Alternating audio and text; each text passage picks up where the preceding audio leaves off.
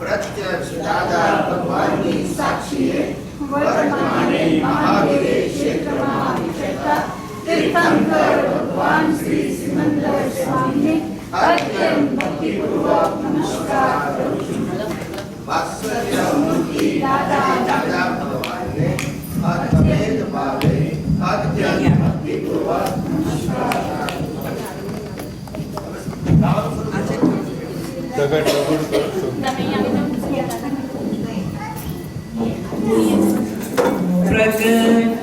प्रभुनो स्वागत करूं છું चरण कमळમાં હૈયો ધરું છું પ્રકટાત્માની સૌ સંદેશ એક સમયમાં પહોંચે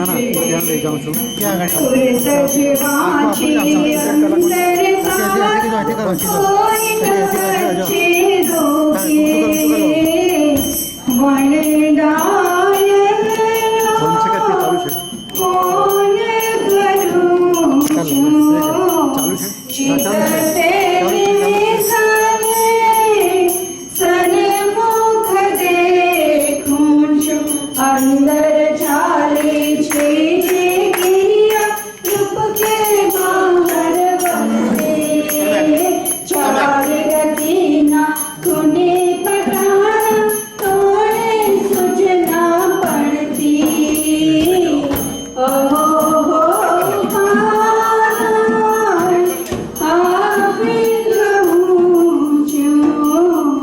बिना त्याग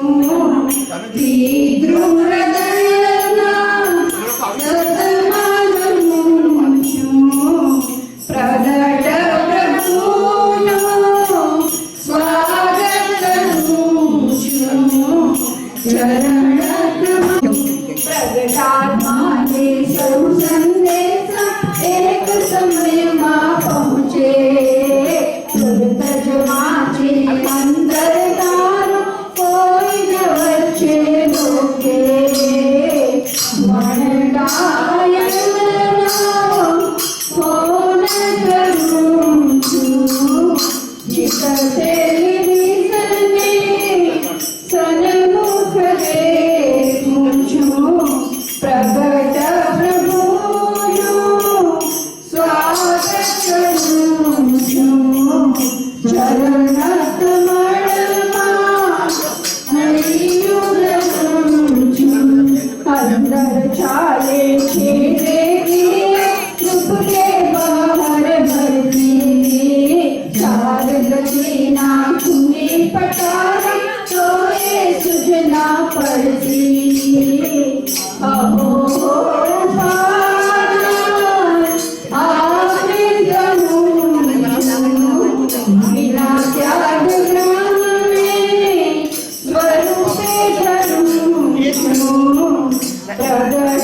પ્રભુનું સ્વાગત કરું છું. ચરણ કમળમાં મૈયા ધરું છું. અમને દીધું નિજ સ્વરૂપ રે આદિનાથ મારા. કોઈ કાળે ચારે જણા નહીં પરગટ મોક્ષ દુલારા. જગતનો સાંધો તોડી જીવું છું. મૂળ મોક્ષ સાંધો જોડી જીવું છું. પ્રગટ પ્રભુનું સ્વાગત કરું છું. વિયોગી રાહી જગરંગ મંજે મળેલું પાત્ર હું ભજવું તુજ કરુને. નવનીત નાટક જોત કરું છું. રવિનું પે પ્રત્યક્ષ દાદા ભગવાનની સાક્ષીએ પ્રત્યક્ષ દાદા ભગવાનની સાક્ષીએ વર્તમાને મહાવિદે ક્ષેત્રમાં વિચરતા વર્તમાને મહાવીર ક્ષેત્રમાં વિચરતા તીર્થંકર ભગવાન શ્રી સિમંદર સ્વામીને તીર્થંકર ભગવાન શ્રી સિમંદર સ્વામીને અત્યંત ભક્તિપૂર્વક નમસ્કાર કરું છું.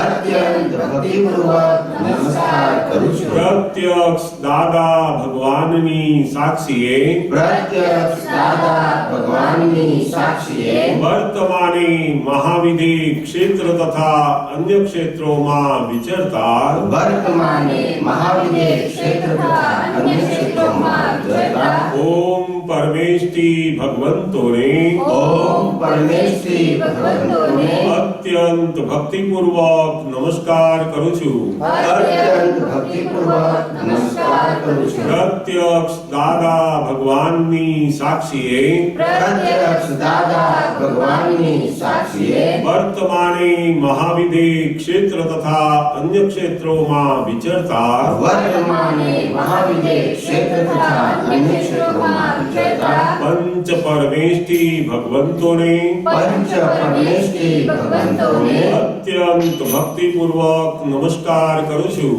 અત્યંત ભક્તિપૂર્વક નમસ્કાર કરું છું. પ્રત્યક્ષ દાદા ભગવાનની સાક્ષીએ પ્રત્યક્ષ દાદા ભગવાનની સાક્ષીએ વર્તમાને મહાવિદે ક્ષેત્ર તથા અન્ય ક્ષેત્રોમાં વિહરમાન વર્તમાને મહાવીર ક્ષેત્ર તથા અન્ય ક્ષેત્રોમાં વિરાજમાન તીર્થંકર સાહેબોને તીર્થંકર સાહેબોને અત્યંત ભક્તિપૂર્વક નમસ્કાર કરું છું. અત્યંત ભક્તિપૂર્વક નમસ્કાર કરું છું. વિતરાગ શાસન દેવ દેવીઓને વિતરાગ શાસન દેવ દેવીઓને અત્યંત ભક્તિપૂર્વક નમસ્કાર કરું છું. અત્યંત ભક્તિપૂર્વક નમસ્કાર કરું છું. નિષ્પક્ષપાતી શાસન દેવ દેવીઓને નિષ્પક્ષપાતી શાસન દેવ દેવીઓને અત્યંત ભક્તિપૂર્વક નમસ્કાર કરું છું. અત્યંત ભક્તિપૂર્વક નમસ્કાર કરું છું. 24 તીર્થંકર ભગવંતોને 24 તીર્થંકર ભગવંતોને અત્યંત ભક્તિપૂર્વક નમસ્કાર કરું છું. અત્યંત ભક્તિપૂર્વક નમસ્કાર કરું છું. શ્રી કૃષ્ણ ભગવાનને શ્રી કૃષ્ણ ભગવાનને અત્યંત ભક્તિપૂર્વક નમસ્કાર કરું છું. અત્યંત ભક્તિપૂર્વક નમસ્કાર કરું છું. ભરત ક્ષેત્રે હાલ વિચરતા ભરત ક્ષેત્રે હાલ વિચરતા સર્વજ્ઞ શ્રી દાદા ભગવાનને સર્વજ્ઞ શ્રી દાદા ભગવાનને નિશ્ચયથી અત્યંત ભક્તિપૂર્વક નમસ્કાર કરું છું. નિશ્ચયથી અત્યંત ભક્તિપૂર્વક નમસ્કાર કરું છું. દાદા ભગવાનના ભાવિ તીર્થંકર સાહેબોને દાદા ભગવાનના ભાવિ તીર્થંકર સાહેબોને અત્યંત ભક્તિપૂર્વક નમસ્કાર કરું છું. અત્યંત ભક્તિપૂર્વક નમસ્કાર કરું છું. દાદા ભગવાનના સર્વે સંકિતધારી મહાત્માઓને દાદા દાદા ભગવાનના સર્વે સંકીર્તાની મહાત્માઓને અત્યંત ભક્તિપૂર્વક નમસ્કાર કરું છું. અત્યંત ભક્તિપૂર્વક નમસ્કાર કરું છું. આખા બ્રહ્માંડના જીવ માત્રના આખા બ્રહ્માંડના જીવ માત્રના રિયલ સ્વરૂપને રિયલ સ્વરૂપને અત્યંત ભક્તિપૂર્વક નમસ્કાર કરું છું. અત્યંત ભક્તિપૂર્વક નમસ્કાર કરું છું. રિયલ સ્વરૂપે ભગવત સ્વરૂપ છે. રિયલ સ્વરૂપે ભગવત સ્વરૂપ છે. જેથી આખા જગતને જેથી આખા જગતને ભગવત સ્વરૂપે દર્શન કરું છું. ભગવત સ્વરૂપે દર્શન કરું છું. રિયલ સ્વરૂપે શુદ્ધાત્મા સ્વરૂપ છે. રિયલ સ્વરૂપે શુદ્ધાત્મા સ્વરૂપ છે. જેથી આખા જગતને જેથી આખા જગતને શુદ્ધાત્મા સ્વરૂપે દર્શન કરું છું. શુદ્ધાત્મા સ્વરૂપે દર્શન કરું છું. રિયલ સ્વરૂપે તત્વ સ્વરૂપ છે. રિયલ સ્વરૂપે તત્વ સ્વરૂપ છે. જેથી આખા જગતને જેથી આખા જગતને તત્વ જ્ઞાને કરીને દર્શન કરું છું. તત્વ જ્ઞાને કરીને દર્શન કરું છું. જય સચ્ચિદાનંદ. જય સચ્ચિદાનંદ. હે દાદા ભગવાન, હે દાદા ભગવાન, મને કોઈ પણ દેહધારી જીવાત્માનો મને કોઈ પણ દેહધારી જીવાત્માનો કિંચિત માત્ર પણ કિંચિત માત્ર પણ અહમ ન દુભાય, અહમ ન દુભાય, ન દુભાવાય, ન દુભાવાય, કે દુભાવવા પ્રત્યે ન અનુમોદાય, કે દુભાવવા પ્રત્યે ન અનુમોદાય, એવી પરમ શક્તિ આપો. એવી પરમ શક્તિ આપો. મને કોઈ પણ દેહધારી જીવાત્માનો મને કોઈ પણ દેહધારી જીવાત્માનો કિંચિત માત્ર પણ કિંચિત માત્ર પણ અહમ ન દુભાય, અહમ ન દુભાય, એવી સ્યાદવાદ વાણી, એવી સ્યાદવાદ વાણી, સ્યાદવાદ વર્તન સ્યાદવાદ વર્તન અને સ્યાદવાદ મનન કરવાની પરમ શક્તિ આપો. અને સ્યાદવાદ મનન કરવાની પરમ શક્તિ આપો. હે દાદા ભગવાન, હે દાદા ભગવાન, મને કોઈ પણ ધર્મનો મને કોઈ પણ ધર્મનો કિંચિત માત્ર પણ કિંચિત માત્ર પણ પ્રમાણ ન દુભાય, પ્રમાણ ન દુભાય, ન દુભાવાય, ન દુભાવાય, કે દુભાવવા પ્રત્યે ન અનુમોદાય, કે દુભાવવા પ્રત્યે ન અનુમોદાય, એવી પરમ શક્તિ આપો.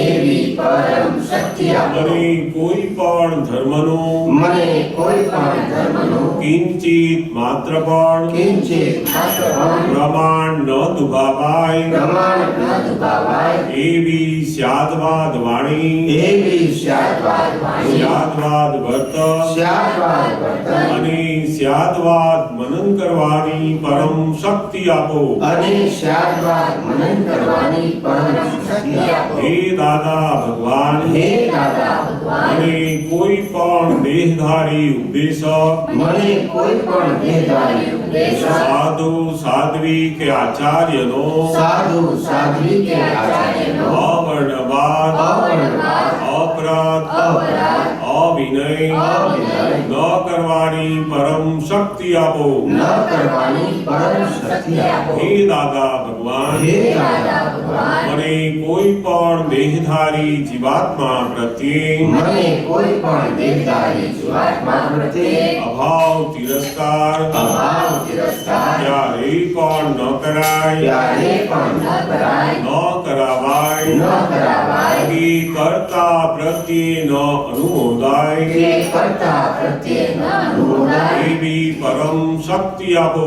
એવી પરમ શક્તિ આપો. હે દાદા ભગવાન, હે દાદા ભગવાન, મને કોઈ પણ દેહધારી જીવાત્મા સાથે મને કોઈ પણ દેહધારી જીવાત્મા સાથે ક્યારેય પણ ક્યારે પણ કઠોર ભાષા, કઠોર ભાષા, અંતિલી ભાષા અંતિલી ભાષા ન બોલાય, ન બોલાય, ન બોલાવાય, ન બોલાવાય, કે બોલવા પ્રત્યે ન અનુમોદાય કે બોલવા પ્રત્યે ન અનુમોદાય એવી પરમ શક્તિ આપો એવી પરમ શક્તિ આપો કોઈ કઠોર ભાષા કોઈ કઠોર ભાષા તંતીલી ભાષા તંત્રી ભાષા બોલે તો મને બોલે તો મને મૃદુ રુજુ ભાષા બોલવાની શક્તિઓ આપો મૃદુ રુજુ ભાષા બોલવાની શક્તિઓ આપો હે દાદા ભગવાન હે દાદા ભગવાન મને કોઈ પણ દેહધારી જીવાત્મા પ્રત્યે મને કોઈ પણ દેહધારી જીવાત્મા પ્રત્યે સ્ત્રી પુરુષ અગર નપુસક સ્ત્રી પુરુષ તથા નપુંસક ગમે તે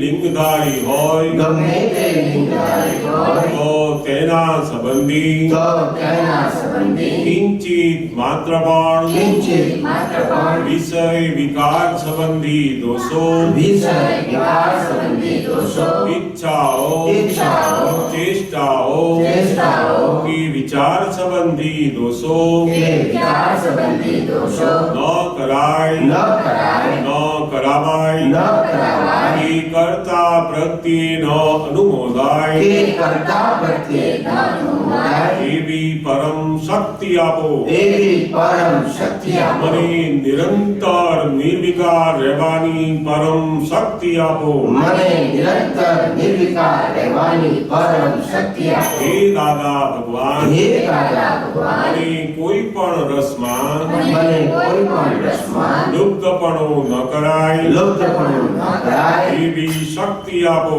એવી શક્તિ આપો સમરસી ખોરાક લેવાય સમરસી ખોરાક લેવાય એવી પરમ શક્તિ આપો એવી પરમ શક્તિ આપો હે દાદા ભગવાન હે દાદા ભગવાન અને કોઈ પણ દેહધારી જીવાત્માનો મને કોઈ પણ દેહધારી જીવાત્માનો પ્રત્યક્ષ અગર પરોક્ષ પ્રત્યક્ષ કરો જીવંત અગર મૃત્યુ પામેલાનો જીવંત કર મૃત્યુ પામેલાનો કોઈનો કિંચિત માત્ર પણ કોઈનો કિંચિત માત્ર પણ અવર્ણવાદ અવર્ણવાદ અપરાધ અપરાધ અવિનય અવિનય ન કરાય ન કરાય ન કરાવાય ન કરાવાય કે કરતા પ્રત્યે ન અનુમોદાય કે કરતા પ્રત્યે ન અનુમોદાય એવી પરમ શક્તિ આપો એવી પરમ શક્તિ આપો હે દાદા ભગવાન હે દાદા ભગવાન મને જગત કલ્યાણ કરવાનું મને જગત કલ્યાણ કરવાનું નિમિત્ત બનવાની નિમિત્ત બનવાની પરમ શક્તિ આપો શક્તિ આપો શક્તિ આપો પરમ શક્તિ આપો શક્તિ આપો શક્તિ આપો જય સચ્ચિદાનંદ જય સચ્ચિદાનંદ જય સચ્ચિદાનંદ જય સચ્ચિદાનંદ એક જ ધર્મ છે અવનીમાં એક જ ધર્મ છે અવનીમાં દાદા હો મન મંદિરમાં દાદા હો મન મંદિરમાં આખી દુનિયા પૂજવો સાથે આખી દુનિયા પૂજવો સાથે યથાર્થ દાદા પૂર્ણિમા યથાર્થ દાદા પૂર્ણિમા એક જ ધર્મ છે અવનીમાં એક જ ધર્મ છે અવનીમાં દાદા હો મન મંદિરમાં દાદા હો મન મંદિરમાં આખી દુનિયા પૂજવો સાથે આખી દુનિયા પૂજવો સાથે યથાર્થ દાદા પૂર્ણિમા યથાર્થ દાદા પૂર્ણિમા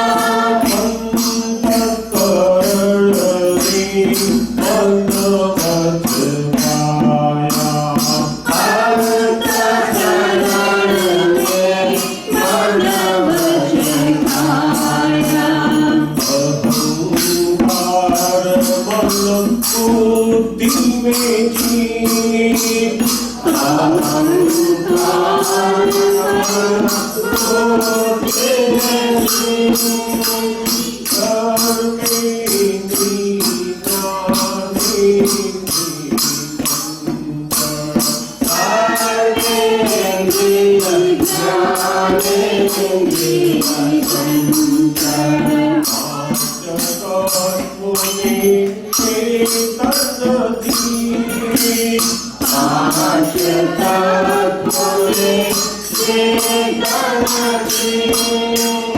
અર્પણ કરી દઉં પ્રભાતમાં અર્પણ કરી દઉં પ્રભાતમાં અર્પણ કરી દઉં પ્રભાતમાં અર્પણ કરી દઉં પ્રભાતમાં બાકી અચનિત શુદ્ધાત્મા બાકી અચનિત શુદ્ધાત્મા દર્શન જ્ઞાન અમૂર્તિમાં દર્શન જ્ઞાન અમૂર્તિમાં તુજમે નિત્ય પૂર્ણિમા તુજમે નિત્ય પૂર્ણિમા યથાર્થ સાધા પૂર્ણિમા યથાર્થ સાધા પૂર્ણિમા એક જ ધર્મ કે અવધિમાં એક જ ધર્મ છે અવધિમાં દાદા હો મન મંદિરમાં દાદા હો મન મંદિરમાં આખી દુનિયા તુજહો સાથે આખી દુનિયા ઉજવો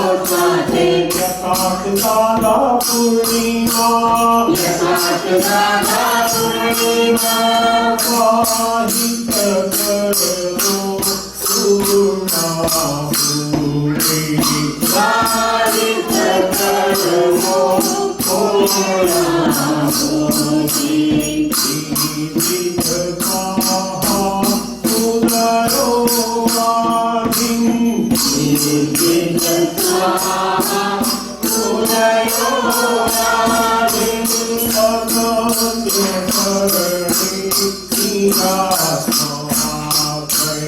અનંત શરણે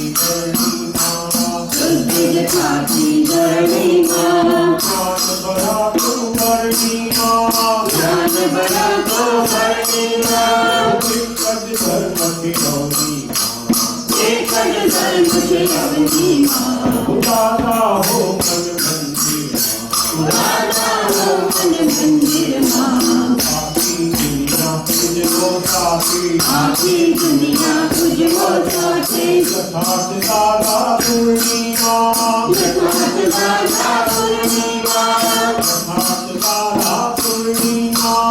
સાધા પૂર્ણિમા યથાર્થ સાધા પૂર્ણિમા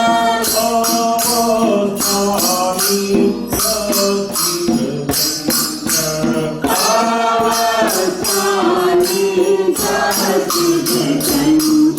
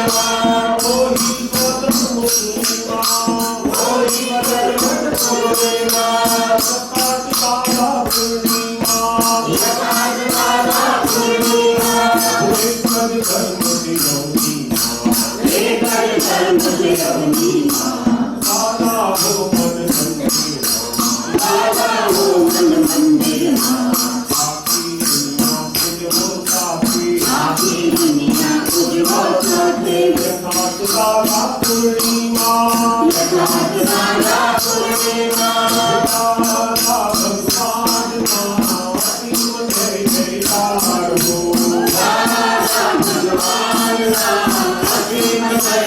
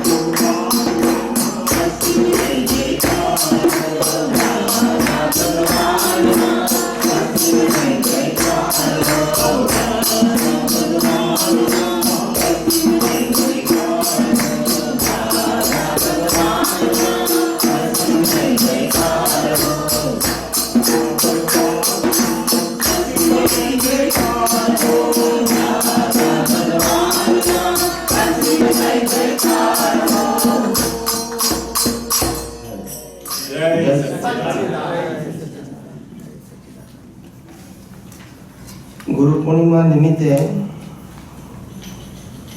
આપણા બધાના લોકલાડીલા કવિરાજ શ્રી નવનીતભાઈ સંઘવી જે આ બધા પદોના રચયિતા છે અને એમનો ઓડિયો મેસેજ આપણે બધા સાંભળીએ. જ્યારે પુણ્યનો પ્રકાશ ઝળહળતો હોય છે ત્યારે સુખના દિવસો પસાર થતા હોય છે. આપણે અંબાલાલ મોરજીભાઈ પટેલની અંદર જે દાદા ભગવાન પ્રગટ થયા અને આપણને જ્ઞાન આપ્યું તેમની ગુરુ પૂર્ણિમા ઉજવવા માટે આપણે ભેગા થયા છીએ. કોઈ પણ પક્ષથી કે જાતિથી મોક્ષ નથી. કેવળ આત્મ સ્વરૂપમાં સ્થિર થઈએ ત્યાં મોક્ષ છે. અંતરિક્ષમાં ચૈતન્ય ઘન સ્વરૂપ દાદા ભગવાનને ગમે એવા આપણા પરિણામ થાવ એ જ આપણી ભાવના હો અને એ જ આપણી પ્રાર્થના હો. પરમ વિભૂતિ સ્વરૂપ થઈએ એ જ પ્રાર્થના. દાદા ભગવાનના અસીમ જય જયકાર હો. દાદા ભગવાનના અસીમ જય જયકાર હો.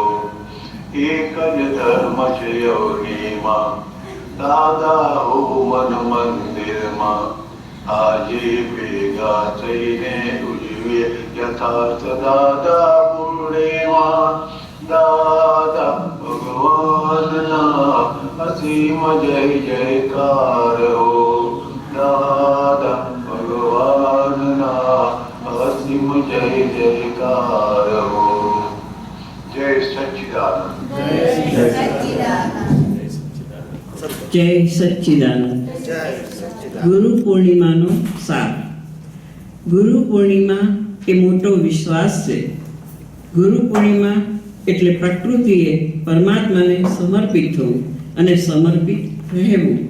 આ ગુરુ પૂર્ણિમાનો છેલ્લામાં છેલ્લો અર્થ છે. પ્રકૃતિ એ શિષ્ય અને પરમાત્મા એ ગુરુ. એનાથી કોઈ મોટો ગુરુ જગતમાં છે નહીં અને આ પ્રકૃતિથી કોઈ મોટો શિષ્ય છે નહીં. આ ગુરુ પૂર્ણિમાનો સાર. ગુરુ પૂર્ણિમા એ વ્યક્તિ પૂજા નથી, એ શક્તિની પૂજા છે. અને આપણે વ્યક્તિની પૂજામાં ગયા ત્યારથી હિન્દુસ્તાનમાંથી અધ્યાત્મનું વિજ્ઞાન ખલાસ થઈ ગયું.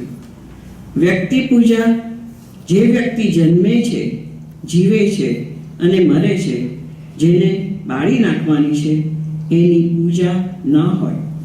એનામાં સામર્થ્ય હોય, એના થકી આપણું કામ કાઢી નાખવાનું. જેમ રામ, કૃષ્ણ, મહાવીર એવા મહાન પુરુષ થઈ ગયા, જે સમર્થ હતા, જેના માધ્યમ દ્વારા આપણે આપણું કામ કાઢી લેવાનું. પણ વિનાશી ક્યારેય પણ અવિનાશી થઈ શકે નહીં, અને અવિનાશી ક્યારેય વિનાશી થઈ શકે નહીં. બંને વચ્ચે લાઇન ઓફ ડિમાર્કેશન એક પ્રકૃતિનો ભાગ છે અને બીજો પરમાત્માનો. પૂજા એટલે ભજના પરમાત્માની કે વ્યક્તિની? ભજના પરમાત્માની હોય કે પ્રકૃતિની? પરમાત્માની. જ્યારે પ્રકૃતિની ભજના થઈ ગઈ ત્યારે અધ્યાત્મનો માર્ગ ખલાસ થઈ ગયો. વ્યક્તિ પૂજા, હેતુ શક્તિ પૂજા, એમાંથી થઈ ગઈ વ્યક્તિ પૂજા. અને કઈ શક્તિ? જે સનાતન છે. અને આ પ્રકૃતિ ટેમ્પરરી એ સાધન હોઈ શકે, પણ સાધ્ય ન હોઈ શકે. સાધ્ય તો પરમનન્ટ હોય, પણ આ મૂળભૂત સિદ્ધાંતો હિન્દુસ્તાનની અંદર સાધુ સંતોના મુખેથી વિચ્છેદ થઈ ગયા, અને માટે આખો માર્ગ વ્યક્તિ પૂજા માટે આવ્યો. અને વ્યક્તિ પૂજાનો માર્ગ એ શ્રદ્ધાનો માર્ગ થયો. પરમાત્માની પૂજાનો માર્ગ એ શ્રદ્ધાનો ન હતો, સિદ્ધાંતનો હતો. જે ત્રિકાળ સત્ય હતું, જેને ધર્મ, સંપ્રદાય કે વ્યક્તિ સાથે કોઈ લેવા દેવા નથી. એ ત્રિકાળ સત્ય ધર્મ, સંપ્રદાય કે વ્યક્તિ સાથે લેવા દેવા નથી. એ ત્રિકાળ સત્ય હતું, જે કોઈ કાળે હતું નહીં, એવું બન્યું જ નથી. ફક્ત કળિયુગની અંદર એના દાતા દુર્લભ હોય છે. દાતા એટલે એનું દાન કરનાર એ દુર્લભ હોય છે. કારણ કે મોટે ભાગે કાં તો વ્યક્તિ પૂજા હોય, કાં તો ધર્મની પૂજા હોય, કાં તો સંસારની પૂજા હોય. પૂજાનો મતલબ ઇમ્પોર્ટન્સ. પરમાત્માનું ઇમ્પોર્ટન્સ હોય નહીં, એટલે માર્ગ ખલાસ થઈ ગયો. આજે દેશ અને વિદેશમાં લોકો ઇન્ટરનેટ પર આપણા સત્સંગો સાંભળે છે, જેને મને હજુ લાઈફમાં એક પણ વખત જોયો નથી. મને એટલે કમલેશ આનંદજી સ્વામીને, જે મને હજી લાઈફમાં એક પણ વખત જોયો નથી, જે મને ફિઝિકલ મળ્યા નથી. હમણાં જ અમેરિકાથી ફોન હતો, હું તમને મળ્યો નથી, પણ એણે કહ્યું કે હું તમને સંપૂર્ણ સમર્પણ થયો છું, અને 1.5 વર્ષથી તમારો સત્સંગ ઇન્ટરનેટ પર સાંભળું છું, અને મેં તમને ગુરુ તરીકે માન્ય કરી લીધા છે. હજુ મને મળ્યા નથી. અહીં તો ગુરુ આવે, ગુરુ પંપાળે, ગુરુ ખુશ કરે, પછી છેલ્લામાં છેલ્લું કહે કે હવે તું સમર્પણ થઈશ તો જ તારું કામ થશે. અહીં મેં કશું નથી કરાવ્યું, નથી મને મળ્યા, નથી સમર્પણ કરાવ્યું, નથી હું ગુરુ થયો, અને નથી મેં શિષ્ય બનાવ્યો. એને કહ્યું કે હું આટલા બધા ધર્મોમાં ફર્યો, સાધુ, સંતો, સંન્યાસીઓને મળ્યો, અને મારા જીવનના કેટલાક પ્રશ્નોની મેં રજૂઆત કરી. કોઈએ મારા પ્રશ્નનું સમાધાન આપ્યું નથી. જે સમાધાન આપ્યું એમાં શ્રદ્ધા રાખવાની વાત કરી. અમે જે કહીએ છીએ એમાં શ્રદ્ધા રાખો, ધીમે ધીમે રાગે પડશે. તમે કોઈ જગ્યાએ શ્રદ્ધા રાખવાની વાત જ નથી કરતા. આ સિદ્ધાંત છે. સ્વીકારો તો પણ સિદ્ધાંત છે, અને ના સ્વીકારો તો પણ સિદ્ધાંત છે. સિદ્ધાંત ક્યારે પણ બદલવાનો નથી. મુસલમાન કહે અમે પુનર્જન્મમાં ના માનીએ, તો પણ પુનર્જન્મ થવાનો કારણ કે કુદરતનો કાનૂન છે. ખ્રિસ્તીઓ કહે અમે કર્મનો સિદ્ધાંત ના સ્વીકારીએ, તો પણ એને કર્મ લાગે, કારણ કે કુદરતનો કાનૂન છે. કુદરતનો કાનૂન તમારી કે મારી માન્યતા ઉપર કામ કરતો નથી. એ તો સનાતન છે. માનો તો પણ એ છે, અને ન માનો તો પણ એ છે. એમાં શ્રદ્ધાની વાત આવે નહીં. એમાં શ્રદ્ધા રાખવાની જે વાત એ બાળ ધર્મ હતો, જ્ઞાન ધર્મ ન હતો. ખોટો ન હતો, પણ બાળ ધર્મ હતો. જેમ નાનું બાળક હોય, એને ઘણી બધી વાતો ખબર ના હોય, એટલે એને કહીએ કે તારે હજુ મેચ્યોરિટી નથી, તો અત્યારે મેં કહીએ છીએ તે પ્રમાણે તું કર. ધીમે ધીમે તું મેચ્યોર થઈશ એમ તને ખ્યાલ આવશે. એ બાળ ધર્મ માટે વાત હતી. પણ 76મે વર્ષે પણ એમ કહે કે શ્રદ્ધા રાખો તો એ બાળ ધર્મ છે. આ બન્યું છે ત્યારે અમે કહીએ ના, જ્ઞાનમાં શ્રદ્ધાનો ના હોય, વ્યવહારમાં શ્રદ્ધાનો હોય, ધર્મનો માર્ગ શ્રદ્ધાનો હોય, સંપ્રદાયનો માર્ગ શ્રદ્ધાનો હોય, વાળા અને પંથનો માર્ગ શ્રદ્ધાનો હોય. પણ જે સનાતન માર્ગ છે એ શ્રદ્ધાનો ના હોય, એ સિદ્ધાંતોનો હોય. રામ વખતે પણ એ જ સિદ્ધાંત, કૃષ્ણ અને મહાવીર વખતે પણ એ જ સિદ્ધાંત, અને આજે પણ એ જ સિદ્ધાંત ક્યારેય બદલાય નહીં. એ શ્રદ્ધાનો ના હોય, સિદ્ધાંતનો હોય. મહાવીર કહે કે હું મારા અનુભવથી જે કહું છું એ સિદ્ધાંત છે. તમે ન સ્વીકારો તો પણ સિદ્ધાંત નહીં બદલાય. સ્વીકારો તો તમારા માટે છે અને નહીં સ્વીકારો તોય તમારા માટે છે. આ સનાતન સિદ્ધાંતની મૂળભૂત વસ્તુ એ છે એનો કોઈ બનાવનાર ના હોય. સનાતનનો મતલબ જ એ કે કોઈ કાળે બને નહીં, સમજાય નહીં, અને સમજાવનારો ન મળે એ જુદી વસ્તુ છે. પણ સિદ્ધાંત ન હોય એવું બને નહીં. અને અનુભવી પુરુષોનું એક જ કામ, જે સનાતન સિદ્ધાંત એને આત્મસાત કર્યો, રિયલાઇઝ કર્યો, એને શેર કરે, પણ તે સેલ ના કરે. નો માર્કેટિંગ એટ ઓલ. સનાતન સત્યનું માર્કેટિંગ ના હોય, શ્રદ્ધાનું માર્કેટિંગ હોય. જેમ જેમ લોકો સાંભળે છે ડીવીડી કે ઇન્ટરનેટ દ્વારા ઘેર બેઠા પોતાના સમય, એમ લોકોની દ્રષ્ટિ બદલાય છે. કમલેશાનંદજીના આ સત્સંગો ઇન્ટરનેટ પર, યુટ્યુબ પર બધા આવે છે, એની આ વાત છે. ડીવીડી કે ઇન્ટરનેટ દ્વારા ઘેર બેઠા પોતાના સમય, એમ લોકોની દ્રષ્ટિ બદલાય છે. જીવન જીવવાની રીત બદલાઈ ગઈ, જીવન જોવાની રીત બદલાઈ ગઈ, ધર્મ અને ભગવાનને સમજવાની રીત બદલાઈ ગઈ, પુરુષાર્થની રીત બદલાઈ ગઈ. અને છતાંય કહે છે કે સ્વામીજી, હું તમને હજી મળ્યો નથી. આ અનુભવી પુરુષના શબ્દો કેટલું કામ કરે છે એનું આ જીવતું એક્ઝામ્પલ.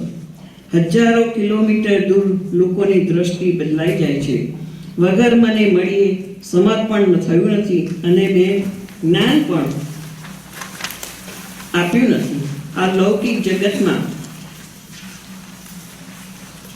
અને આશ્ચર્ય કહેવાય. આવું બની ના શકે. લોકોને સાચવવા પડે કે ભાગી ના જશો, અહીંયા જ જ્ઞાન છે, અને અહીંથી ભાગી ના જશો તો સત્યાનાશ થઈ જશે, એવા ભય સ્થાનો બતાવવા પડે છે.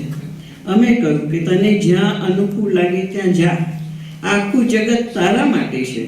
અમને ખબર છે કે જે તું જે સ્ટાન્ડર્ડનો હોઈશ ને એ તને માફક આવશે, એમાં તારી ભૂલ નથી. 5મા ધોરણનો છોકરો 10મામાં જાય તો સેટ ના થાય, અને અમારું જ્ઞાન છે એ બિયોન્ડ સ્ટાન્ડર્ડ છે. એટલે કોઈને ના સેટ થાય તો અમને નમાઈ લાગે નહીં. અમે એમ ના કહીએ કે અહીંયા જ પડ્યો રહેજે. તમને ના અનુકૂળ લાગે તો જ્યાં અનુકૂળ લાગે ત્યાં જા, કારણ કે અમે અમારા અનુભવને સેલ નથી કરતા, પણ શેર કરીએ છીએ. તને સેટ થાય તો તું સ્વીકાર, અને ના થાય તો તું મુક્ત છે. અહીંયા ગુરુ શિષ્યનો સંબંધ નથી. ગઈકાલે જ બરોડામાં કેલનપુરમાં સત્સંગ હતો, તો એક મહાત્મા દાદાના સમયના એમને કહ્યું કે આ તમારા સત્સંગ સાંભળ્યા પછી અમને કે દાદા ભગવાન ગયા પછી એવું લાગ્યું કે આજે પણ વિજ્ઞાન કહેનારો જીવતો છે. ખરેખર સાચી વાત છે કમલેશાનંદજી. નહીતર અમને લાગ્યું હતું કે વિજ્ઞાન ખલાસ થઈ ગયું અને હવે પરંપરાગત જ્ઞાન છે. દાદા કહી ગયા એ ચાલ્યા કરે છે, જેમ રામનું ચાલે છે ને કૃષ્ણનું ચાલે છે, મહાવીરનું ચાલે છે. પણ મુક્તિનો માર્ગ બંધ થઈ ગયો. પણ એવું અમને આજે લાગ્યું. ખાલી 40 મિનિટ સત્સંગ કર્યો તો બહુ જ હાઈ લેવલની વાત થઈ છે. શબ્દો એકદમ સરળ છે, બધાને સમજાય એવા છે. એનો મર્મ એટલો ઊંડાણવાળો છે કે તમને એમ લાગશે કે આ લેવલની પણ સમજણ હોઈ શકે. તે ભાઈએ મને કહ્યું કે હું મારા દીકરાને તમારો શિષ્ય બનાવવા માંગુ છું. એટલે મેં કહ્યું મેં તમારી વાત સાંભળી છે ખરી, પણ સ્વીકારતો નથી. મને કહે આવું કેમ બોલો છો? મેં કહ્યું, ગુરુ શિષ્ય બનાવે ને, હું ગુરુ જ નહીં તો પછી હું ખુદ કોઈનો શિષ્ય છું. આ ફાઇલ નંબર 1 શિષ્ય છે અને આત્મા ગુરુ છે. તો શિષ્ય કોઈને શિષ્ય બનાવી શકે નહીં. હું સાથી બનાવી શકું, શિષ્ય ના બનાવી શકું. કે હું જે માર્ગે ચાલું છું તે માર્ગે તું પણ ચાલી શકે, ગુરુ શિષ્ય નહીં. કારણ કે મુક્તિનો માર્ગ એ વ્યક્તિ વિશેષનો માર્ગ નથી, ધર્મ વિશેષનો માર્ગ નથી, સંપ્રદાય વિશેષનો માર્ગ નથી. મુક્તિનો માર્ગ સહજ છે, સરળ છે અને સુગમ છે. કોઈ કાળે અઘરો નહોતો, પણ જે લોકોએ મુક્તિનો માર્ગ બનાવ્યો એ બધા બિન અનુભવી હોવાથી માર્ગ અઘરો થઈ ગયો. ખુદને અનુભવ ના હોય એનું વર્ણન કરવા જાય તો શું થાય? ગોળ ગોળ ચાલે. એને જ રજૂઆત કરવો અઘરો હોય તો તમારા માટે અઘરો થઈ જાય. બિન અનુભવી પુરુષોથી આ માર્ગ સહેલો, સહજ, સરળ માર્ગ ભારેખમ થઈ પડ્યો. અને કેટલાક તો કહે આપણાથી મોક્ષે જવાય જ નહીં, એ માર્ગ જ બંધ થઈ ગયો છે એમ કહે. પણ આ અણસમજણની વાતો છે. મુક્તિનો માર્ગ ક્યારેય પણ બંધ ના થઈ શકે. જ્ઞાની કહે છે કે જ્યાં સુધી બંધનનો માર્ગ ચાલુ હશે ત્યાં સુધી મુક્તિનો માર્ગ ચાલુ રહેશે. જે દિવસે બંધનનો માર્ગ બંધ થશે એ દિવસે મુક્તિનો માર્ગ બંધ થઈ જશે. બંધનનો માર્ગ બંધ થઈ શકે એમ નથી તો મુક્તિનો માર્ગ પણ બંધ થઈ શકે એમ નથી. ફક્ત કાળક્રમે વાત બદલાય છે, માર્ગ બંધ થાય નહીં. રામ ગયા તોય બંધ ન થાય, કૃષ્ણ ગયા તોય બંધ ન થાય, મહાવીર ગયા તોય બંધ ન થાય. રીત બદલાય પણ માર્ગ બંધ ન થાય. આ તો માર્ગ બંધ કરી નાખ્યો. મોક્ષે જવાતું જ નથી, જઈ શકાય તેમ નથી. આત્મા જેવી કોઈ વસ્તુ જ નથી. હમણાં એક મુસ્લિમ યુવાન મારે ઘેર આવ્યો. 4-5 મહાત્માઓ બેઠા હતા, સત્સંગ કરતા હતા. એ સામાજિક કારણસર આવ્યો હતો. એને રસ પડ્યો એટલે બેસી ગયો ત્યાં આગળ. આપણને શું વાંધો છે? સનાતન સત્ય તો નાત અને જાતથી પર છે, ધર્મ અને સંપ્રદાયથી પર છે. એને નાત, જાત, ધર્મ, સંપ્રદાય સાથે લેવા દેવા નથી. એનાથી બિયોન્ડ છે સનાતન. એ બેઠો. પછી મેં એને પૂછ્યું, તારે કંઈ પૂછવું છે? એ કહે, સાહેબ એક પ્રશ્ન પૂછવો છે. અમારો ધર્મ અને તમારો ધર્મ બે જુદા છે. મેં કહ્યું, કઈ રીતે? એ તું મને કહે. એ કહે કે અમારામાં તો ભગવાન હોય જ નહીં અને તમે લોકો આ ભગવાનને માનો. અમારામાં ભગવાન ખરા પણ ભગવાન આકાર રૂપે હોય નહીં અને તમે તો આકારવાળાને ભગવાન માનો છો. એટલે અમારો અને તમારો ધર્મ બે જુદો છે. આવું એનું સ્ટેટમેન્ટ હતું. મેં કહ્યું, તમારો અને અમારો ધર્મ બે જુદા નથી, એક જ સરખા છે. જુદા છે જ નહીં, ખાલી દ્રષ્ટિની જુદાઈ છે. વાસ્તવમાં જુદાઈ નથી. તમે આકારને ભગવાન નથી માનતા પણ ભગવાનને તો માનો છો ને. ભગવાન એટલે અલ્લાહ, એને તો માનો છો ને. આકાર રૂપે નથી માનતા, હકીકત છે, કબૂલ કરીએ છીએ, પણ અલ્લાહને તો માનો છો ને. અમે જે આકાર સ્વરૂપે જે ભગવાન છે એને ભગવાન નથી માનતા. તમે નિરાકારને ભગવાન માનો છો અને પણ અમે પણ આકાર સ્વરૂપ ભગવાન છે એને ભગવાન નથી માનતા. એટલે આપણે બંને એક કે જુદા. કોઈ પણ પ્રકૃતિ ભગવાન હોઈ શકે ખરી? કોઈની પણ, ભલે રામની હોય કે કૃષ્ણની હોય કે મહાવીરની હોય કે દાદાની હોય, પ્રકૃતિ ભગવાન હોઈ શકે નહીં. જે નામી છે ભગવાન નામી હોય કે અનામી હોય. અનામી ભગવાન રૂપી હોય કે અરૂપી? અરૂપી. ભગવાન જન્મ મરણવાળા હોય કે અજન્મ અમર? અમર. ભગવાન ટેમ્પરરી હોય કે પરમેનન્ટ? પરમેનન્ટ. તો રામ, કૃષ્ણ, મહાવીર ટેમ્પરરી હતા, નામી હતા, રૂપી હતા, જન્મ મરણવાળા અને ટેમ્પરરી. તો કોઈ જગ્યાએ મેળ પડે છે? એની અંદર ભગવાન હતા, એ ભગવાન ન હતા. હું લોકોને કહું છું કે ભાઈ, રામની ભક્તિ કરતા હતા, કૃષ્ણની ભક્તિ કરતા હતા અને મહાવીરની ભક્તિ કરતા હતા. તો ત્રણેય કોની ભક્તિ કરતા હતા? આત્માની ભક્તિ કરતા હતા. એ લોકોની ભક્તિ આત્માની કરે અને આપણે એની કરવાની. જો હિન્દુસ્તાનમાં કયો માર્ગ ક્યાંથી ક્યાં ટ્રેક થઈ ગયો, રામકૃષ્ણ મહાવીર આત્માની ભક્તિ કરે અને આપણે રામકૃષ્ણને મહાવીરની કરવાની. હા, બાળ ધર્મ માટે બરોબર છે, જેમાં તમને વિકાસ નથી થયો એના માટે બરાબર છે. બાળકોને સિમ્બોલ જોઈએ, બાળ ધર્મ બરાબર છે, પણ આ બાળ ધર્મને જ્ઞાન ધર્મ કહેવાય નહીં. એટલે પેલો ખોટો છે એવું નથી કહેતા, પણ બાળ ધર્મ છે.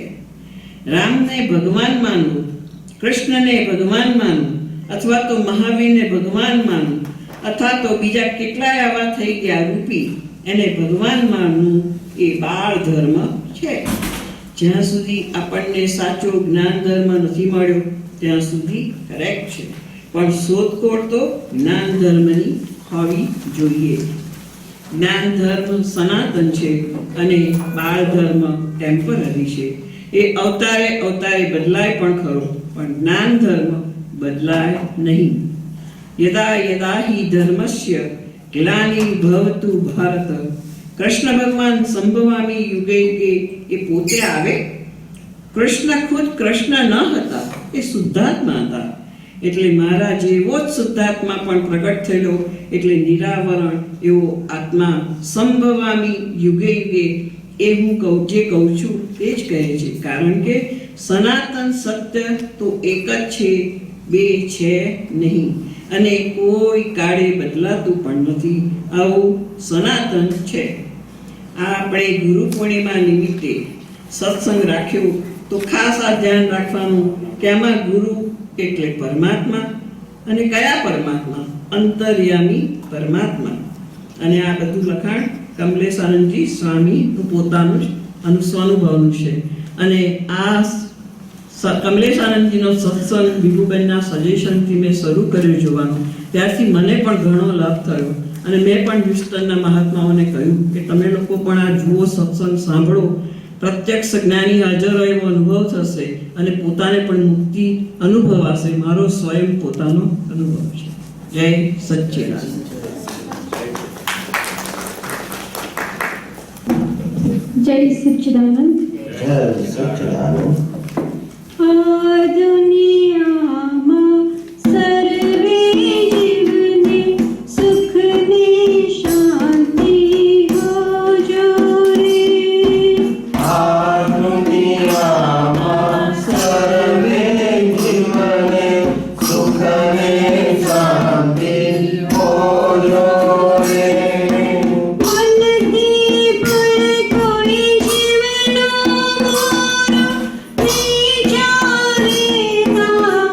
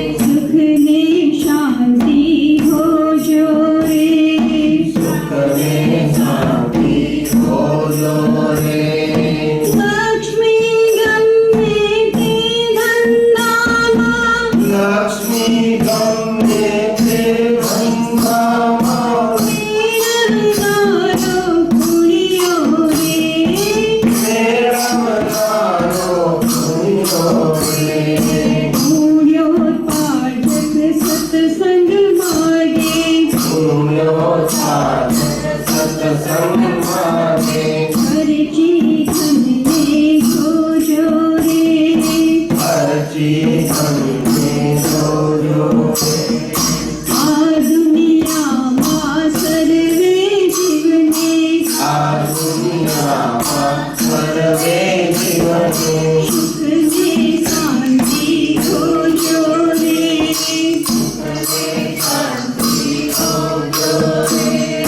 પૂજાથી જ્ઞાન કલ્પજો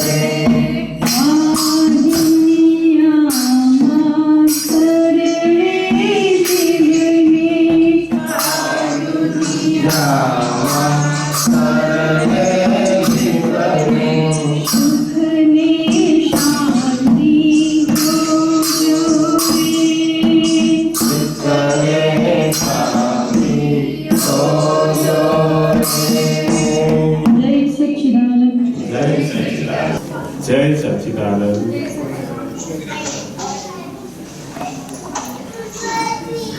ગુરુ તે કોની કહેવાય,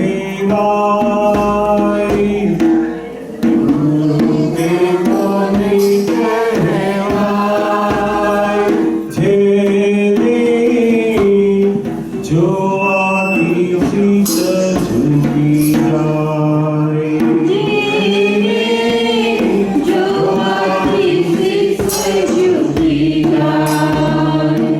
માતા પિતાની લૌકિક ગુરુ પાસ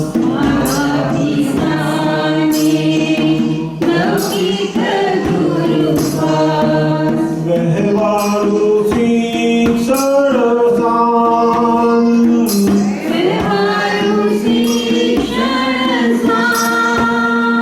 બાળપણાના સંસ્કાર સિંચન,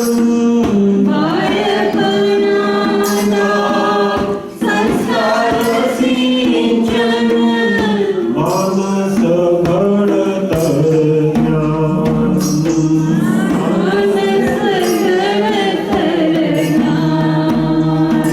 જેવા પાણીના ચંદાય,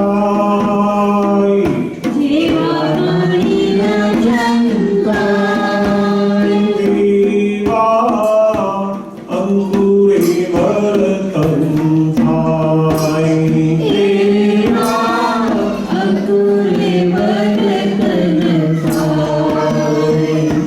સદગુરુ કોને કહેવાય,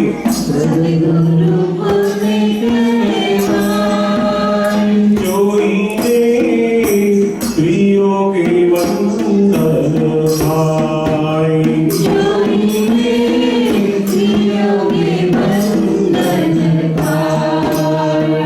ગુરુ તે કોને કહેવાય,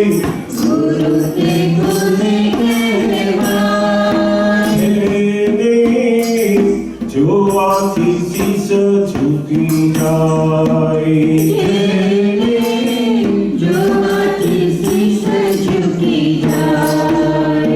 આમોને નિમળો છૂટા દર્શાવે,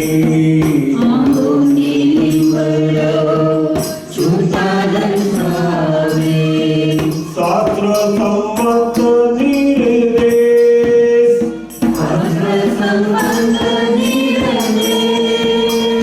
મનખાને કાર્યનો હેતુથી સૂચકો,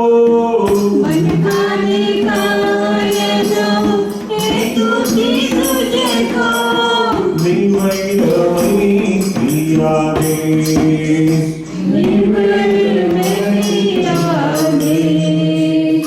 વિશ્વે કુટુંબી થવાય,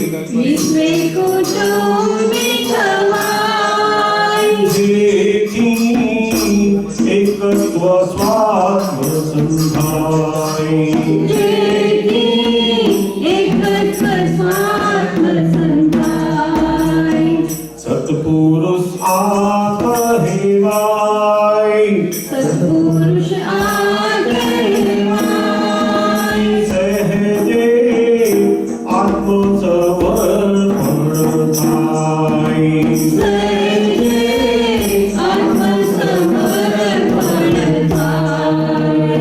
ગુરુ તે કોને કહેવાય? જેને જોવાથી શીશ ઝૂકી જાય.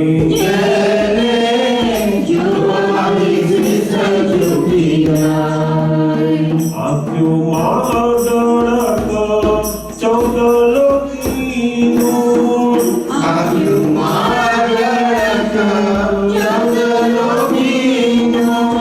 દેવાના પ્રિય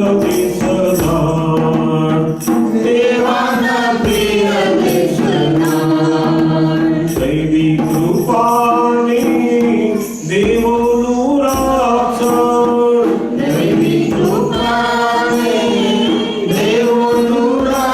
રક્ષણ અતિ મોહિત પરમાર્થ રૂપાએ મૂકી વરતાય જ્ઞાની આત્મપુરુષ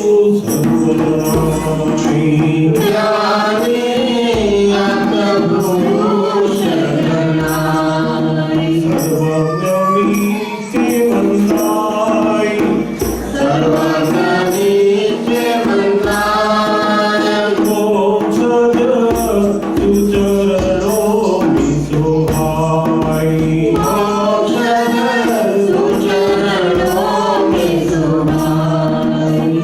સત્પુરુષા કહેવાય સહેજે આત્મસમર્પણ થાય.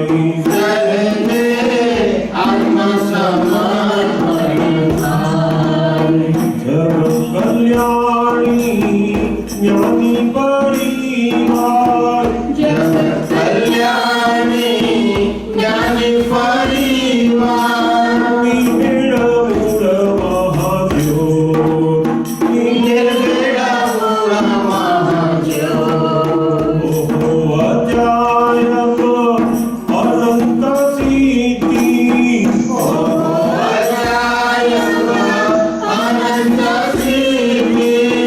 સર્વત્ર ઉડતાતી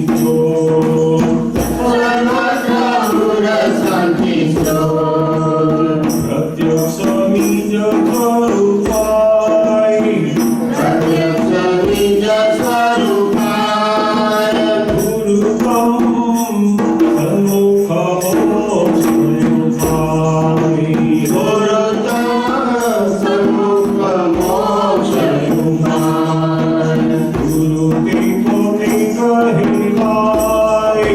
ગુરુ તે કોને કહેવાય? જેને જોવાથી શીશ ઝૂકી જાય. જેને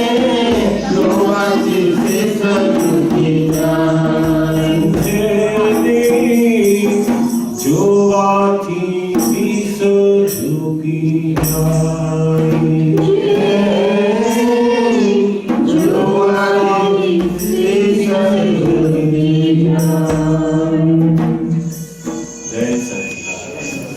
ગુરુ પૂર્ણિમાનો મહિમા ભારત વર્ષની અંદર અદ્ભુત રીતે ઉજવવામાં આવે છે.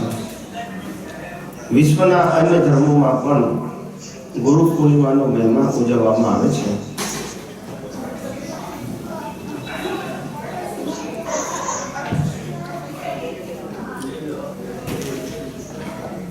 ગુરુ પૂનમ એટલે શું? માત્ર ગુરુને દેહથી પૂજવા, બાહ્ય રીતે પૂજવા, એમનું તિલક કરવું કે હાર પહેરાવા કે એમને વંદન કરવા, એ જ માત્ર શું ગુરુ પૂજન છે? ગુરુ પૂજન એટલે એમને જે આત્માના અનુભવની દશા પ્રાપ્ત કરી છે, એમનું જ્ઞાન જ્ઞાની પુરુષે આપણને દ્રષ્ટિથી આપેલું છે.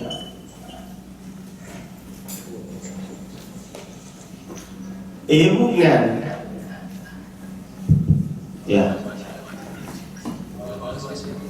એવો અનુભવ, એવી દશા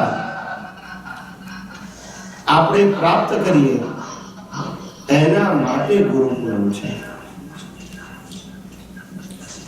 હમણાં કાગળમાં આપણે વાંચ્યું, ગુરુ પૂનમ એ વ્યક્તિની પૂજા નથી પણ શક્તિની પૂજા છે, અને એ શાશ્વત શક્તિની પૂજા છે. કઈ શક્તિ? જેને આપણે આત્મશક્તિ કહીએ છીએ, પરમાત્મ શક્તિ કહીએ છીએ, જૈન પરિભાષામાં જેને કેવળ જ્ઞાન કહે છે.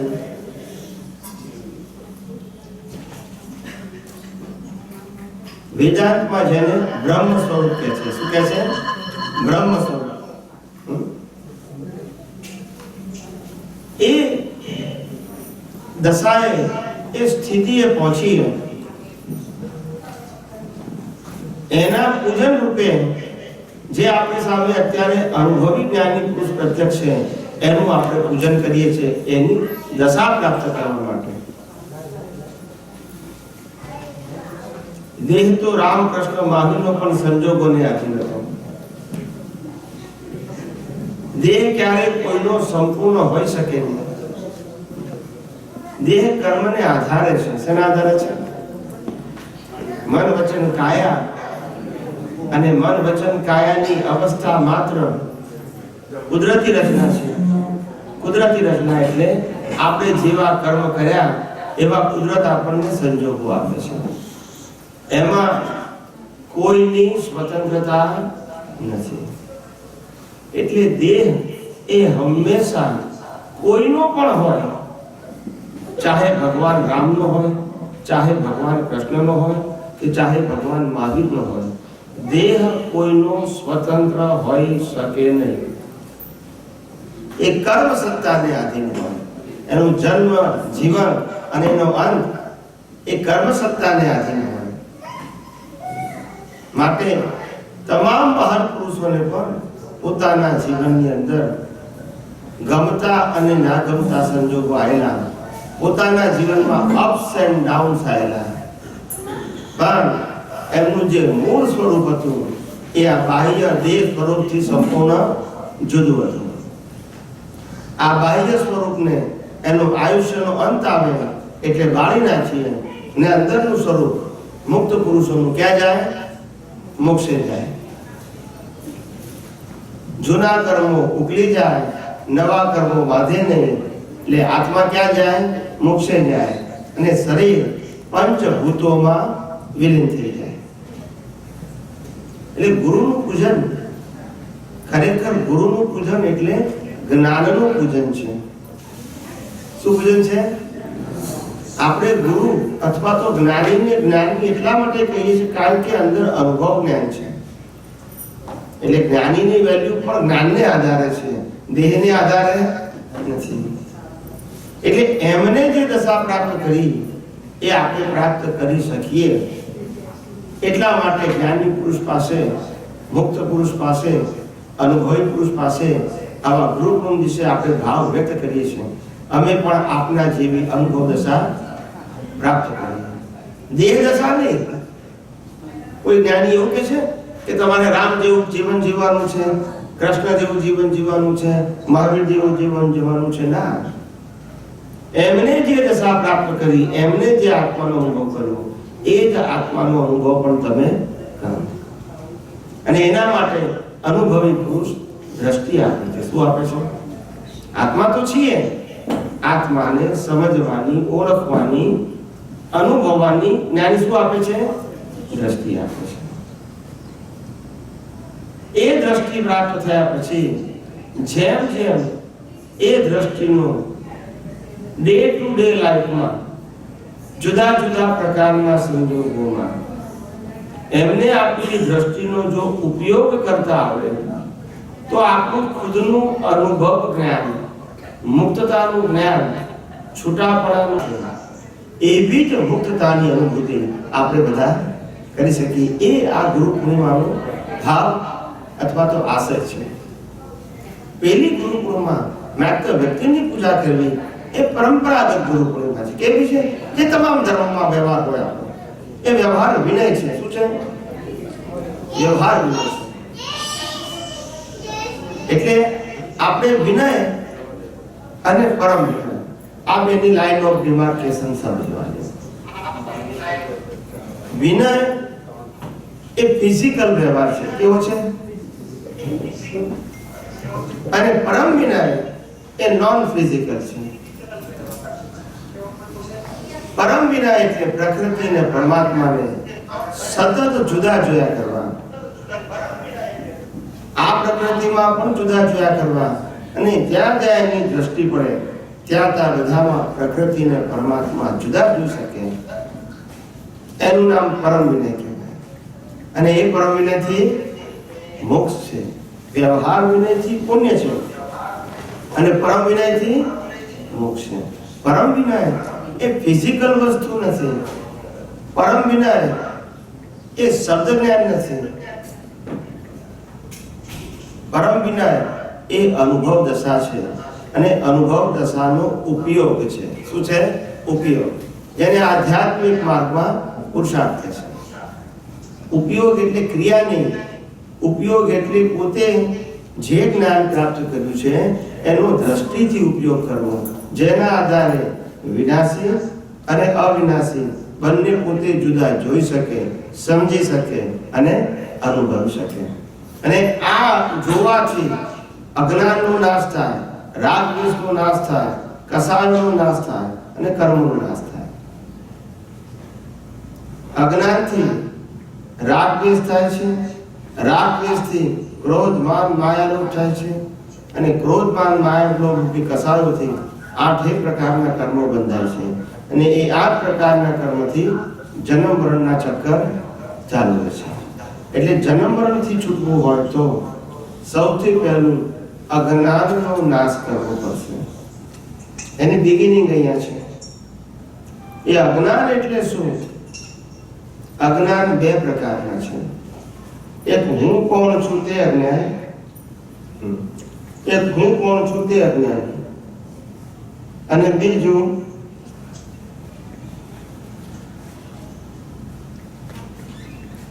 આ મન વચન કાયા કોણ ચલાવે છે તે અજ્ઞાન. અથવા તો મન વચન કાયા અને મન વચન કાયાની સાથે સંકળાયેલા સત્તા, સંપત્તિ, સંબંધો અને સાધનો ને કોણ ચલાવે છે, કોણ પૂરા પાડે છે, આ બેનું અજ્ઞાન છે. હું કોણ છું તે અને આ જગત કયા આધારે ચાલે છે, આ 2 પ્રકારનું અજ્ઞાન છે. અને આ 2 પ્રકારના અજ્ઞાનથી રાગ દ્વેષ થાય છે, કર્મ કસાયો થાય છે, કર્મો બંધાય છે અને જન્મ મરણ ચાલે છે. મોટા ભાગના અહીં બેઠેલા મહાત્માઓ અને મુમુક્ષુઓને હું કોણ છું એની સમજણ છે, પણ એ સમજણની દ્રષ્ટિ નથી. ઇન્ટુ ઇન્વર્ટેડ કોમા ભાન નથી. અહીંયા બધા બેઠેલા બધાને ખબર છે કે હું આત્મા છું, બરાબર છે, પણ એનું ભાન નથી. ભાન is equal to awareness. What is the definition of ભાન? એની ડેફિનેશન શું છે? ભાન એટલે જે વસ્તુનું ભાન થાય એ ભૂલાય પણ નહીં અને યાદ પણ ના કરવું પડે, એનું નામ ભાન કહેવાય. વ્યવહારનો દાખલો આપો તો જ્યારે આપણે લગ્ન કરીએ છીએ સમાજની વચ્ચે, પરિવાર અને કુટુંબની વચ્ચે, તે વખતે ગોળ મહારાજ પૂરા સમાજની વચ્ચે તમને ભાન કરાવે છે કે આથી આ તમે આ તમારા ધર્મપત્ની છે અને આથી આ તમારા પતિદેવ છે.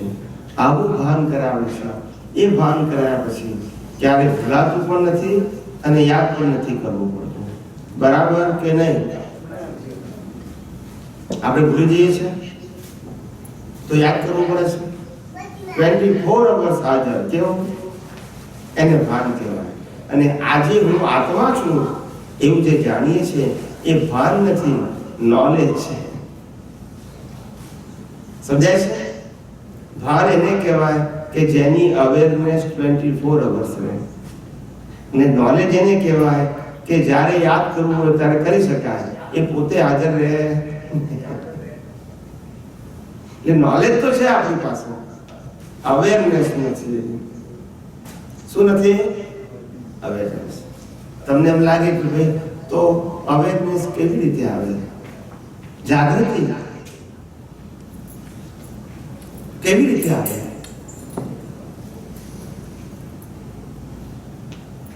આપણે બેંકમાંથી $10,000 કેશ લઈને આવતા હોય અને ઘેર ચાલીને આવવાનું હોય, એકાદ 2 માઇલનો રસ્તો હોય, ચાલીને આવવાનું હોય અને 10,000 રૂપિયા આપણા ખિસ્સામાં પડ્યા હોય અને ન્યુયોર્કની જે સ્ટ્રીટ છે, બીઝી સ્ટ્રીટ. કઈ સ્ટ્રીટ? Busy street. હે? Times Square. અને સ્ટ્રીટનું નામ શું છે?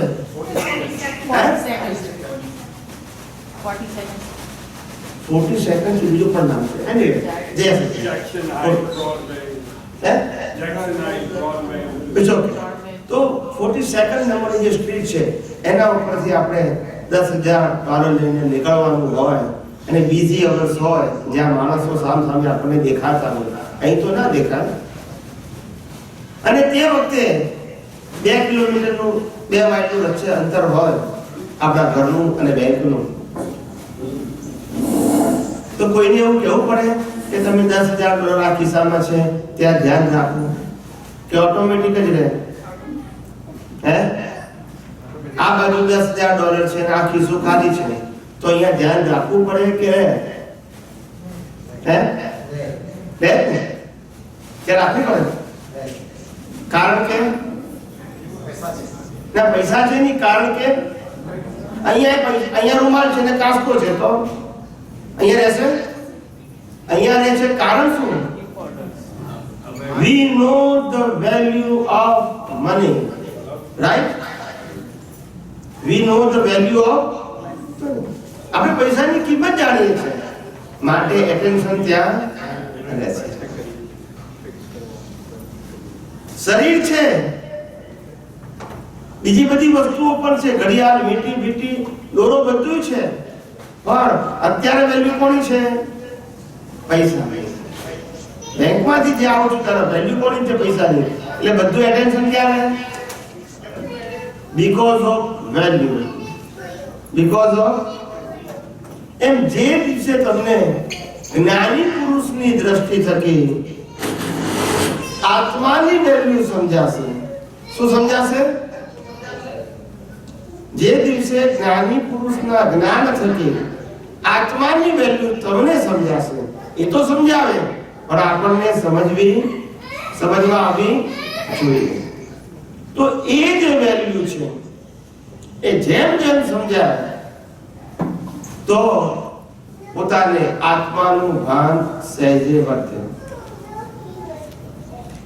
શ્રીમદ રાજચંદ્રે કહ્યું, જહાં લગી આત્મા તત્વ ચીનો નહીં તહાં લગી સાધના. નરસિંહ મહેતાએ કીધું જહાં લગી આત્મા તત્વ ચીનો નહીં તહાં લગી સાધના સર્વ જૂઠી. હું ગમે એટલી સાધના કરું, તપ કરું, જપ કરું, ત્યાગ કરું, ઉપવાસ કરું, આરતી, પૂજા પાઠ, પગપાળા યાત્રા, પ્રવાસ બધું જ કરું, દાન પુણ્ય તમામ માનવીય અને શુભ કાર્યો કરું સમાજની અંદર, પણ આત્માની ઓળખ નથી થઈ ત્યાં સુધી એ બધા જ પ્રકારનો જે પ્રયત્ન છે એ મુક્તિના માર્ગનો નિષ્ફળ પ્રયાસ છે. કયા માર્ગનો? મુક્તિના માર્ગનો નિષ્ફળ પ્રયાસ છે, પણ પુણ્યના માર્ગનો પ્રયાસ છે. કયા માર્ગનો પ્રયાસ છે? પુણ્યના માર્ગનો પ્રયાસ છે, પણ મુક્તિના માર્ગનો પ્રયાસ નથી. ને જગતના તમામ ધર્મો એ શુભાશુભ માર્ગના ધર્મો છે. અશુભમાંથી શુભ માર્ગે જાઓ, પાપનામાંથી પુણ્યના માર્ગે જાઓ, એનું માર્ગદર્શન જગતના ધર્મો આપે છે.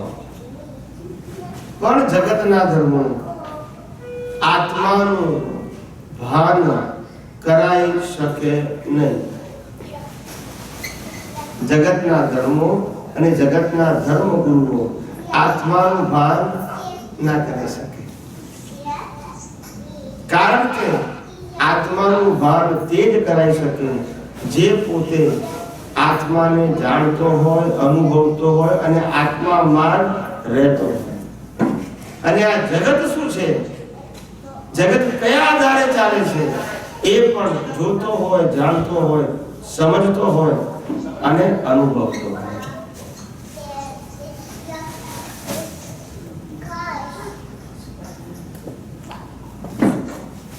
સમજાય છે? It's okay. It's okay. Yeah. એટલે આ રીતે ગુરુ પૂર્ણિમાનો જે મહિમા છે, એ ગુરુ પૂર્ણિમા કે એક દિવસ ઉજવવાની વસ્તુ નથી. ગુરુ એટલે કોણ અને શિષ્ય એટલે કોણ? ગુરુ એટલે પરમાત્મા અને શિષ્ય એટલે પ્રકૃતિ. શું કીધું? ગુરુ એટલે પરમાત્મા અંદર બેઠા છે તે, અને શિષ્ય એટલે પ્રકૃતિ. આ પ્રકૃતિ નિરંતર અંદર રહેલા પરમાત્માને સતત લક્ષ્યમાં રાખે, સતત એની જાગૃતિમાં રહે, સતત પરમાત્માની શું ક્વોલિટી છે, શું નેચર છે, એ જેને સતત જાગૃત રહે છે. એવો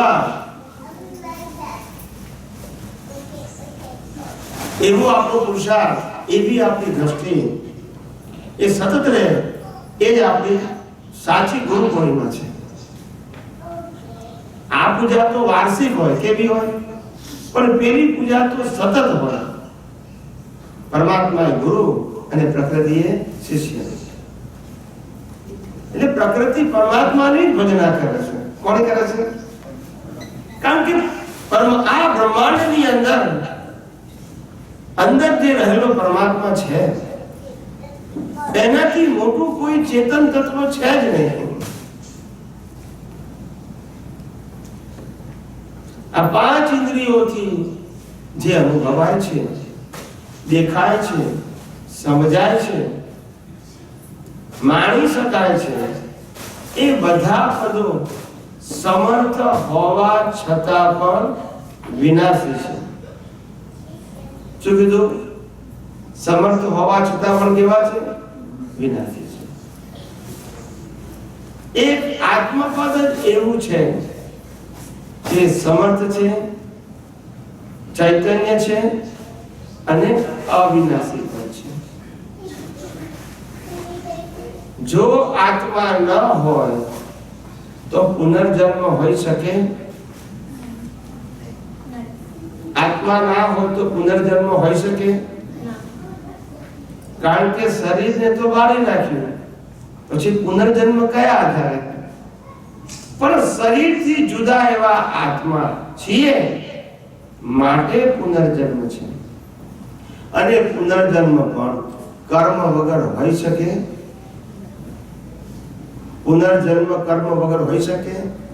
માટે કર્મ છે તો પુનર્જન્મ છે, અને પરમાત્મા છે.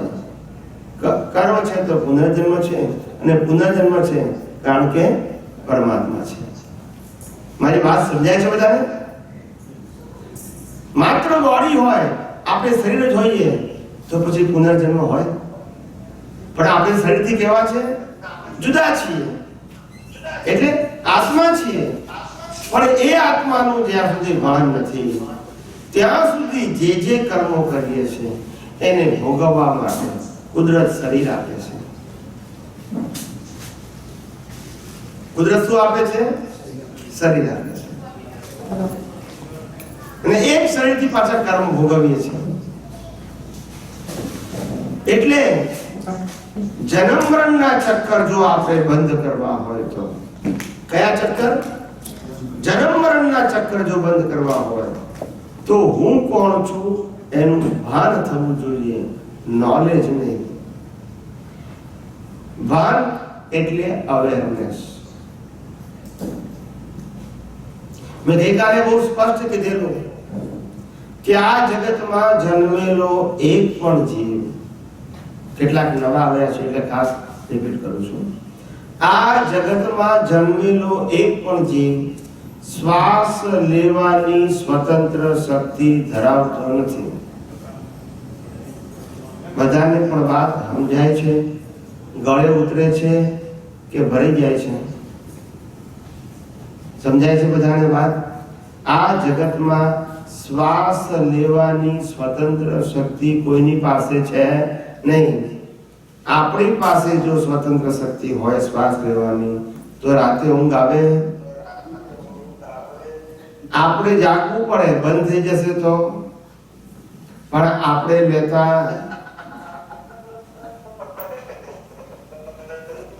સમજાય છે? બેભાન વ્યક્તિનો પણ શ્વાસ કેવો હોય? ચાલુ હોય. શ્વાસ આપણે લેતા નથી. શ્વાસ કુદરત આયુષ્ય કર્મને આધારે લેવડાવે છે. એ ઓટો મોડ પ્રોસેસ છે. કેવી છે? એ ઓટો મોડ પ્રોસેસ છે.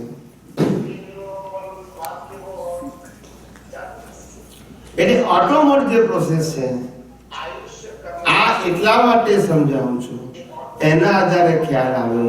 જો શ્વાસ લેવાની સ્વતંત્ર શક્તિ આપણી પાસે ના હોય તો આ મન, વચન, કાયા શ્વાસ વગર ચાલે છે. મન, વચન, કાયા શ્વાસ વગર ચાલે છે. તો જો શ્વાસ લેવામાં સ્વતંત્રતા ના હોય તો જે શ્વાસને આધારે મન, વચન, કાયા ચાલે છે એમાં સ્વતંત્રતા હોઈ શકે ખરી? છતાંય આપણે બધા શું કહીએ છીએ? મેં કર્યું, પેલાએ કર્યું. ખ્યાલ આવી ગયું? હું કરું છું, તે કરે છે, તેઓ કરે છે. એ ભ્રાંતિ છે. શું છે? ભ્રાંતિ. એ અજ્ઞાનતા છે. નરસિંહ મહેતાએ ગાયું, હું કરું એ જ અજ્ઞાનતા. શ્રીમદ રાજચંદ્રે કહ્યું, છૂટે દેહાધ્યાસ તો નહીં કરતા તું કર્મ, નહીં ભોગતા તું દેહનો, એ જ ધર્મનો મર્મ. એ જ ધર્મથી મોક્ષ છે. તું છો મોક્ષ સ્વરૂપ. પછી આગળ જોડું છું, બાકી કહીએ કેટલું, કર વિચાર તો દેહાધ્યાસ.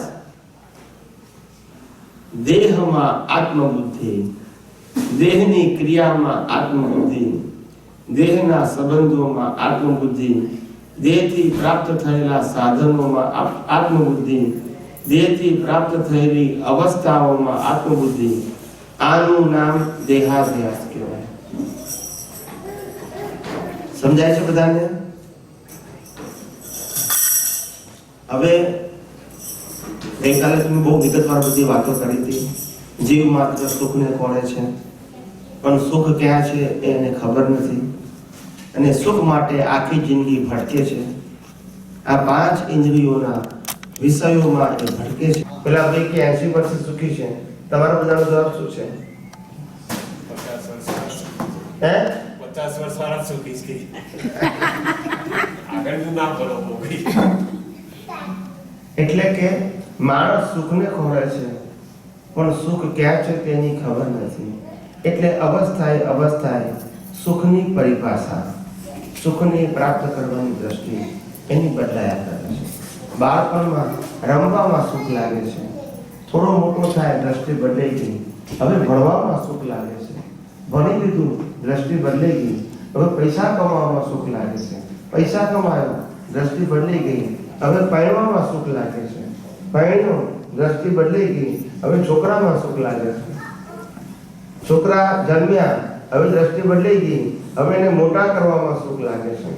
પછી દ્રષ્ટિ બદલાય. હવે એને પરણવામાં સુખ લાગે છે, એને પરણાવવામાં સુખ લાગે છે. બધા છોકરાના ઘરે છોકરા આવી ગયા, એ બધા સેટ થઈ ગયા, પછી પોતે અપસેટ થઈ ગયો. હવે કે છે પગ કામ નથી કરતા, કમર કામ નથી કરતી, આંખો કામ નથી કરતા, યાદ નથી રહેતું. બોલો, બધું સેટ કર્યા પછી પોતે અપસેટ. ત્યારે ખ્યાલ આવે કે ભાઈ આપણે આ બધું કર્યું એનો વાંધો નથી, શેના માટે કર્યું?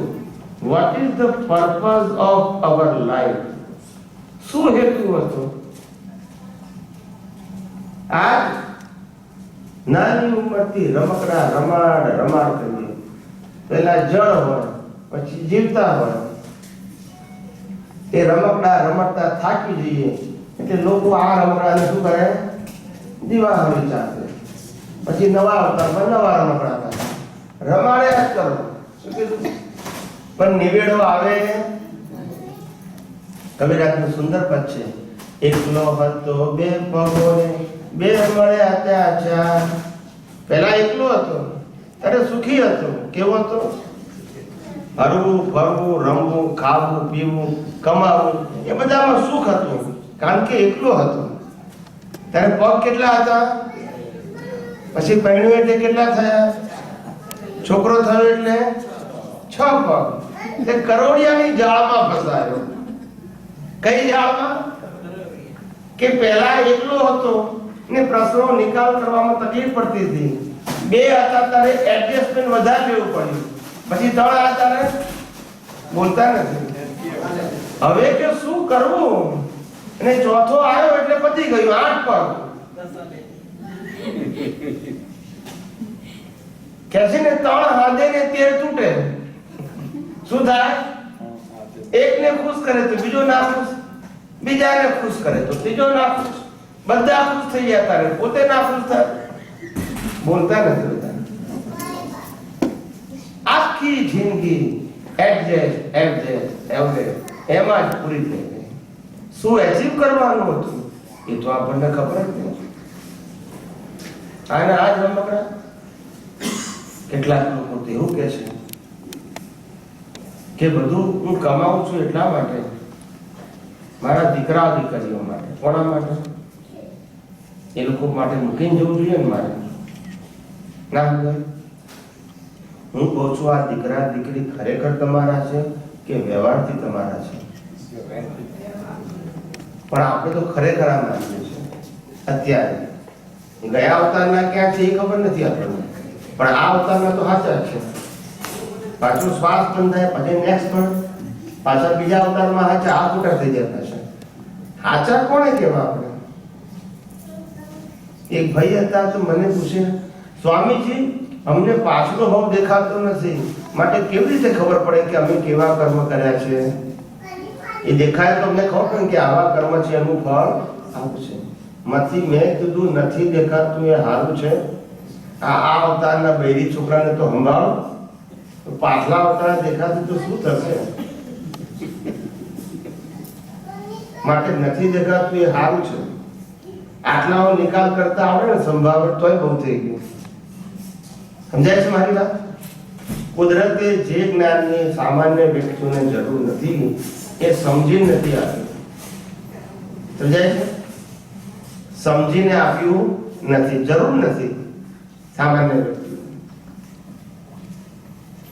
મને એક ભાઈ કે હવે અમે તો જ્ઞાન પ્રાપ્ત કર્યા પછી બધા અમને એવું જ કે છે, જે હોય ભૂતકાળ ભૂલી જાઓ, ભૂતકાળ ભૂલી જાઓ. શું કે છે?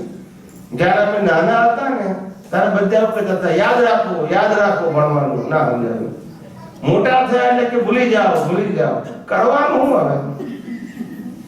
નાના હોય ત્યારે યાદ રાખો, મોટા હોય ત્યારે ભૂલી જાઓ. આ જ જીવન છે આપણું.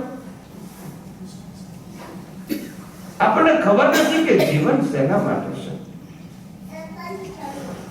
તમામ પ્રકારના બંધનોથી મુક્તિ પ્રાપ્ત કરવા માટે આ મનુષ્ય ભાવ મળ્યો છે.